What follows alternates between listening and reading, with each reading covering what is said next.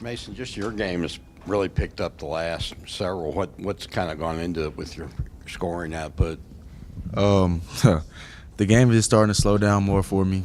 I'm starting to see things different than I seen when I was the upper days of the game. So the more I play, the more I see where I can get my shots, and the more I seen I can drive and get people open more.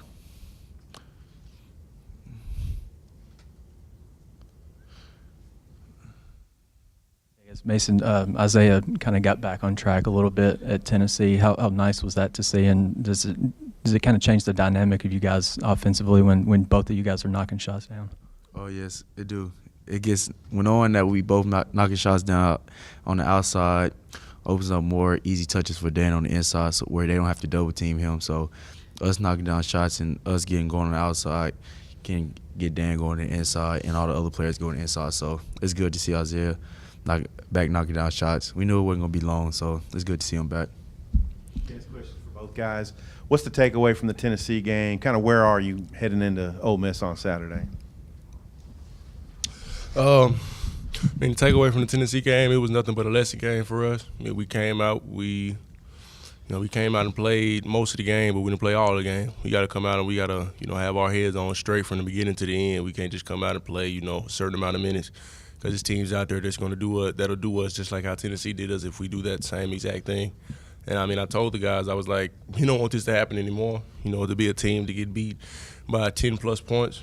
We want to do that to teams. We don't want to be, one of the teams that get that done to them. So, we just got to come out and we got to play basketball. Like Dan said, we just learned from it. It was good to see. It was kind of good to see like how a good team looks and see how good Tennessee and how disciplined they was, because we learned from that. So moving forward, we know we can't come out slow. We know we just got to continue to fight. That's what I loved about that game too. We continued to fight. We was down by like 20, but Dan, like one huddle, Dan came and just said keep fighting. We just got to keep fighting. So the fight for our team was good for that game. So moving forward, I feel like we don't have to worry about fighting. We just got to worry about coming out strong. Both of you guys – oh, sorry, Nate. Go ahead. Both of you guys looking at Ole Miss, beat Auburn, beat Mississippi State, lost to LSU. What do you see from them on tape as you guys head to Oxford? Like any other team, Ole Miss is a good basketball team. Like I said, we got to come in with our heads on straight. We can't come in, playing down to, decent team level. We got to take it to another level, especially when we're going to, another gym that's basically about to be sold out. Like I seen on Twitter today, it was sold out Saturday, so it's going to be another rowdy crowd. We can't let that get to us just like any other game. We just got to come out and we got to play basketball.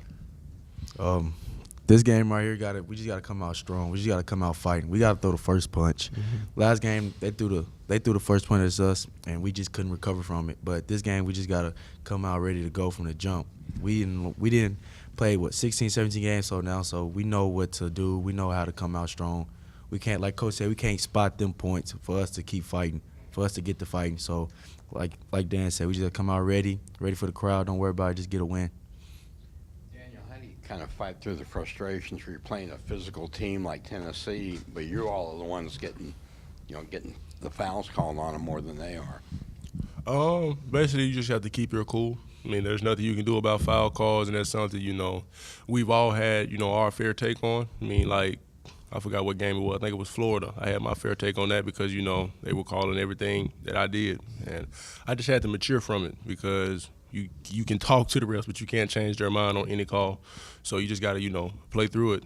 Play through the physicality, play through the mental stages that you go through in the games. You just got to play basketball because, it's a physical game. You just can't, go in with the mindset of being a child on the court.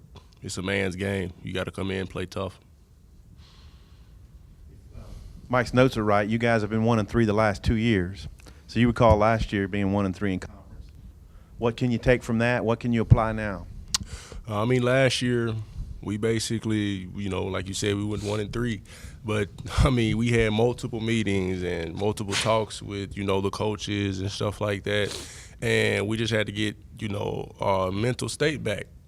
We had teams that basically did to us what's going on this year. Some teams did to us last year. And it's something that, we had to correct last year, and it's something that we tried to correct this year also.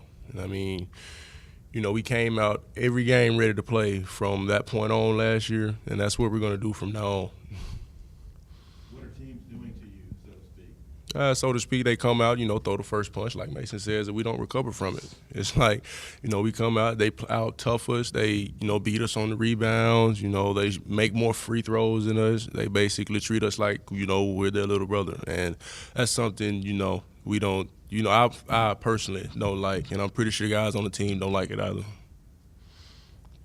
for both guys, how much would it benefit to get Adrio playing back how he was, I guess, at the beginning of the year? Because I think since Colorado State, he's shooting like under 30%.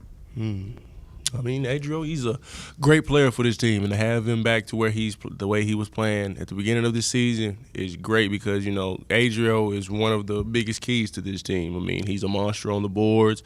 He's a defensive stopper, and, I mean, lately, he's, done had his spells to where he can't do any of that anymore. But it's going to get back to where, he plays the way he wants to play because, I mean, I think he's thinking about it too much. He just has to let the game come to him. I'll probably just say he's thinking too much right now. The game's, I'm not going to say it's coming too fast, but he's just thinking, not shooting open shots. Like, he just got to I know what Adrio can do. We all know what Adrio can do. So, for us to get him back will be a good plus for our team, for him, because right now they backing up on him. So, for him to knock that shot down, get back to his confidence, that'd be good for us because little do we know he's a good player. We know he's a good player. We just need him to get him back soon. Yeah, and just the growth that you've seen from Reggie in the last two games is, I guess, since he didn't score. I think he was against Florida, only played 5 minutes. The last 2 games, playing better. I mean, Reggie's starting to step into his role more. I mean, he comes off the bench and he gives us energy. He gives us the extra body on the inside. Take some attention off the other guys. That's basically my take on that because, I mean, Reggie's a dog. He's going to do all the little things. He's going to play defense. He's going to get you a stop. He's going to go get rebounds. He's going to do everything. Mason, 4 games of SEC play for you. What have you taken out of this league? What have you seen? And really, what has it taught you, these 4 games? I didn't seen a lot. I didn't seen teams try to deny me. I didn't seen teams hold, push, all that. But it's just me, like my coach tell me, just keep cutting, keep moving, try to get to the rack, don't settle for threes. That's what I feel like I did at Tennessee a little bit. When I started going to the rack second half, I was getting fouls and one. So I told coaches I just need to start. From the jump, I need to go to the rack instead of shooting deep threes. So that's something I can learn from the 4 games, and also just being ready every game. Because the first game, A&M, I really wasn't ready because I didn't know what to expect because it was my first SEC game. So knowing that all the preparation that goes in the games, that's a lot too. How big a lift was to have Isaiah Joe kind of get his shot back this last ball game? Oh, it was good to have Isaiah back.